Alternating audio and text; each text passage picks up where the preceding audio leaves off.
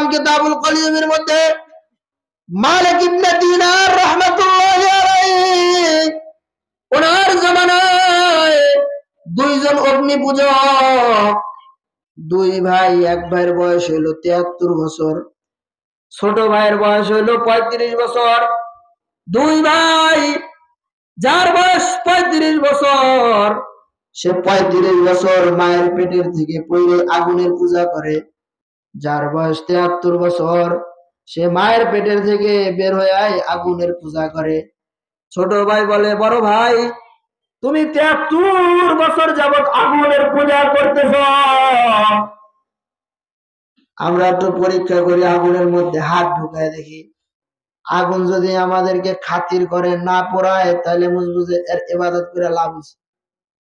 আর যদি আগুনের মধ্যে হাত ঢুকানোর পরে পোড়ায় ফেলায় তাহলে আর ইবাদত করে লাভ কি? ঠিক না বেঠিক? দুনিয়ার আগুনই যদি খাতির না করে তো জাহান্নামের আগুন থেকে তো বাঁচা যাবে না। ঠিক ছোট ভাইয়ের পরামর্শে বড় ভাইয়ের পরামর্শে ঠিক আছে, তো তুই আগে ঢুকা। আগুনের মধ্যে হাত ঢুকাই দিছে। বলেন তো আগুন কি খাতির করবো? এই আগুন খাতির করবে? বলেন। এদিকে অ্যাটেনশন প্লিজ, আমার দিকে, ওইদিকে যাওয়া হোক, কিয়ামত হয়ে যাক, আমার দিকে খেয়াল করেন। আগুন কি খাতির করবে? বলেন। ছোট ভাই হাত দিছে, আগুন ধরে গেছে, কোন রকম উঠায় টাকা টাকা দিয়া ব্যান্ডেজ বন্ডেজ করে, ভাই আমি আরে আগুনের পূজার মধ্যে নাই, চলে না আমরা জামানার বড় আল্লাহওয়ালা বুজুর্গ মালিক ইবনে দিনারের কাছে যে ঈমান আনি। সুবহানাল্লাহ। ছোট ভাই আর বড় ভাই পরিবার সহ চলে গেছেন মালিক ইবনে দিনারের কাছে। কিন্তু আল্লাহর পক্ষ থেকে যদি হেদায়েত না থাকে, বয়স বেশি হইলেও যার হয় না 9 বছরে, তার হয় না 90 বছরে, 73 বছর বয়স, ঈমানের দৌলত পায় নাই, হেদায়েত পায় নাই। ছোট ভাই আল্লাহ তাআলা তাকে ঈমানের দৌলত, হেদায়েতের দৌলত দিয়ে দিছে। কিছু দূর যাওয়ার পরে বড় ভাই কয়, ভাই আমি সারা জীবন গুনাহ কাটাইছি, আমার এই গুনাহ তো আর মাফ হইব না, কাজেই আমি ঈমান আনবো না, আমার যাওয়া একটা হইব। নাউজুবিল্লাহ বলে। এই যে শয়তান সূক্ষ্মভাবে আমাদেরকে ধোঁকা দেয়, বলে যে আরে বুড়া মিয়া মুরব্বী মানুষ, সারা জীবন তুমি গুনার কাজ করছো, নাফরমানি করছো, এখন বুড়া গেলে আর ঈমান আইনা কি করবা? বুড়া গেলে তওবা করে কি করবা? তোমার গুনাহ তো মাফ হইব না, কাজেই নো চিন্তা ডু ফুর্তি, কবরে যাওয়ার পরে যাওয়া একটা হইব, কাজেই গুনাহ করতেছো, করতে থাকো। ঠিক না বেঠিক? এটা শয়তানের একটা সূক্ষ্ম চক্রান্ত, ঠিক না? কিন্তু আল্লাহ তাআলার বিধান কি? আল্লাহ তাআলার কোরআন বলে, কুল ইয়া ইবাদিয়াল্লাযীনা আসরাফু আলা আনফুসিহিম লা তাকনাতু মির রাহমাতিল্লাহ ইন্নাল্লাহা ইয়াগফিরুয যুনুবা জামিআ ইন্নাহু হুয়াল গফুরুর রহিম। আল্লাহর কোরআন বলে, বান্দা সারা জীবন নাফরমানি করছে, সমস্যা নাই, জিন্দেগীর শেষ ভাগে আইসাও যদি গুনার কথা স্মরণ হইয়া, লজ্জিত হইয়া, অনুতপ্ত হইয়া চোখের 2 ফোঁটা পানি ছাইরা দাও। সারা জীবন নাফরমান ছিলা, বেঈমান ছিলা, ভিন্ন ধর্মে ছিলা, হিন্দু ছিলা, খ্রিস্টান ছিলা, যদি ইসলাম গ্রহণ করো তো আল ইসলামু ইয়ানহাদিমু মা কানা ক্বাবলাহু। আল্লাহর রাসূল বলেন, ইসলাম গ্রহণ তার পিছনের সমস্ত গুনাহকে মিটায়া দেয়। সুবহানাল্লাহ। বড় ভাই ঈমান আনলো না, ছোট ভাই ঈমান আনলো। ছোট ভাই তার বাবা মায়ের সমস্ত সম্পদ থেকে ত্যায্য হয়ে গেল, বহু দূর এক গহীন জঙ্গলে চলে গেল। ছেলে মেয়ে স্ত্রী পরিজন এদেরকে একটা ঘরের মধ্যে রাখা এই নব মুসলিম যুবক সন্তানটা এবার খাবারের সন্ধানে, রিজিকের সন্ধানে বের হয়ে গেল। সকাল থেকে সন্ধ্যা পর্যন্ত কাজ তালাশ করলো, কিন্তু কোনো কাজ পাইল না। সন্ধ্যাবেলা খালি হাতে বিবি সন্তানের কাছে পৌঁছে গেল। বিবি বলে, কই তোমার ছেলে পেলেরা ক্ষুধার যন্ত্রণায় কাতরাইতেছে, খাবার কই? স্বামী বলে, সারাদিন কাজ তালাশ করছি কিন্তু কোনো কাজ পাই নাই, আগামীকালকে আমি যা ভালো করে সন্ধান করুন। দ্বিতীয় দিন কাজে বেরিয়ে গেছে, নও মুসলিম কেউ কাজে নাই না, খালি হাতে আসছেন। তো স্ত্রী সন্তানের কাছে শর্মিন্দা হয়ে গেছেন। স্ত্রী সন্তানরে বলে, স্ত্রী আমি এমন এক মালিকের কাজ করি যে মালিক বলছে আমার শুক্রবারে আমার কাজের মজুরি দিবে। আসলে কি কোনো কাজ করছে? করছে?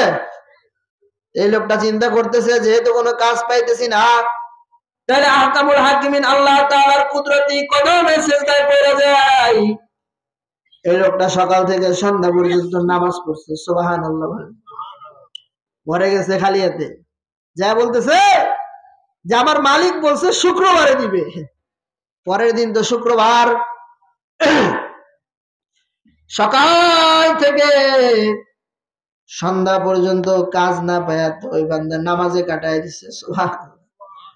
এদিক দিয়ে আল্লামা শিহাবুদ্দিন কালিয়বী বলেন, আসমানের মালিক আল্লাহ ফেরেশতার মাধ্যমে ওই বান্দার ঘরে স্বর্ণের দিরহাম পাঠায় দিছে। স্বর্ণের রুমালে স্বর্ণের প্লেট, ওইটার ভিতরে 1000 দিনার।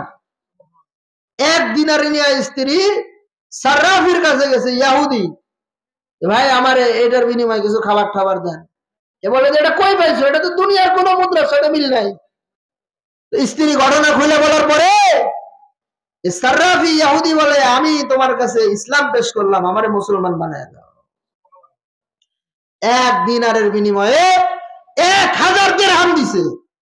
1 দিরহাম দিয়া উন্নত মানের খাবার, গোশত, হালুয়া, রুটি, ঘর দুয়ারের আসবাব সামান সব কিনছে।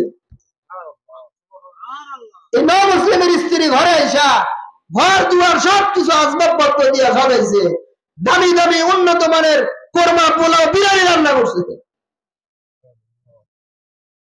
এদিকে আল্লাহর এই বান্দা নামাজি নও মুসলিম সন্ধ্যাবেলা ঘরে ফিরবে,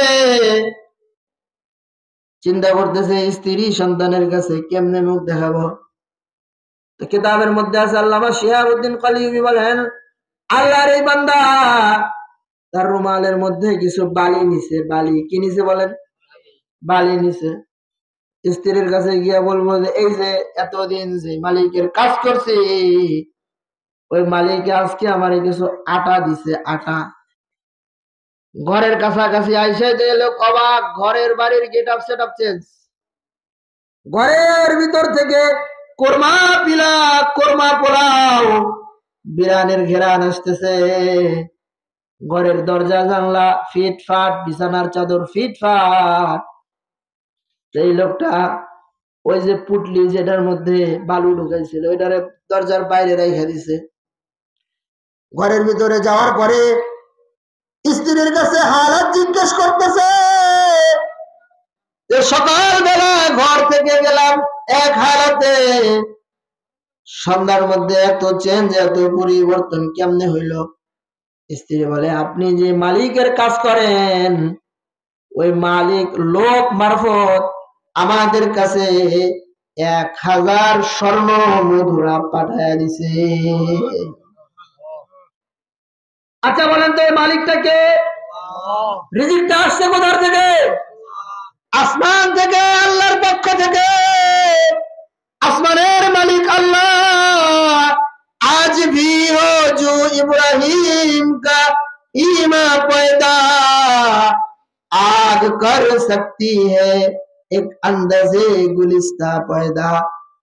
কবি বলেন, আজকেও যদি পয়গম্বর ইব্রাহিম আলাইহিস সালামের মতো ঈমানদার কেউ হয়ে যায়, পয়গম্বর ইব্রাহিমের জন্য যেমন আগুনকে ফুলের বাগান বানাইছেন, ইউনূস আলাইহিস সালামের জন্য মাছের পেটকে যেমন নিরাপত্তার জায়গা বানাইছেন, আজকেও যদি ওই রকম পর্যায়ের ঈমানদার আর তাওয়াক্কুল কেউ হাসিল করে ফেলায়, মালিক ইবনে দিনারের জামানার নও মুসলিমকে নামাজের মাধ্যমে আসমান থেকে যেমন রিজিক পাঠায় খাওয়াইছেন, ওই আল্লাহ এখনো আছে না নাই?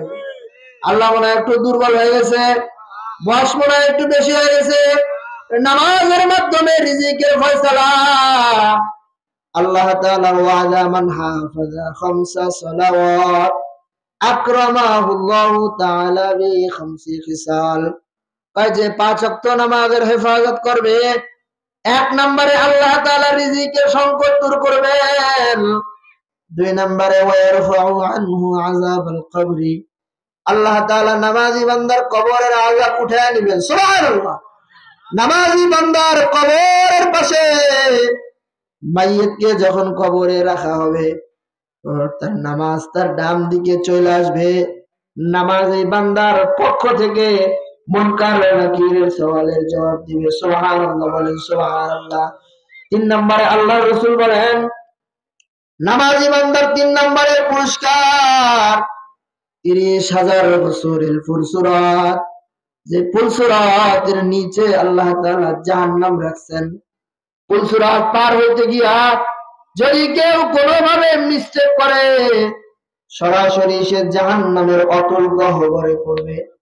ওই ফুলসুরাত পার করে দিবেন আল্লাহ তাআলা বিজলির গতিতে। সুবহানাল্লাহ। 4 নম্বরে আল্লাহর রাসূল বলেন উম্মত, 4 নম্বরে আল্লাহ তাআলা আতাহুল্লাহু কিতাবাহু বিয়ামিনিহি, 5 ওয়াক্ত নামাজের হেফাজতকারীর বান্দার আমলনামা আল্লাহ তাআলা ডান হাতে দিবেন। কোন হাতে বলেন? সবাই বলেন কোন হাতে? ডান হাতে আমলনামা পাইলো মানে আর আমলনামা ভালো, ডান হাতে আমলনামা পাইলো মানে সে জান্নাতি। সুবহানাল্লাহ। 5 নম্বরে আল্লাহর রাসূল বলেন উম্মত আদখুলুল্লাহুল জান্নাতা বিগাইরি হিসাব, 5 ওয়াক্ত নামাজ হেফাজতকারীকে আল্লাহ তাআলা বিনা হিসাবে জান্নাত দান করবেন। সুবহানাল্লাহ সুবহান। আচ্ছা মুহতারাম হাজিরিন, মুহতারাম হাজিরিন, তাহলে 5 ওয়াক্ত নামাজের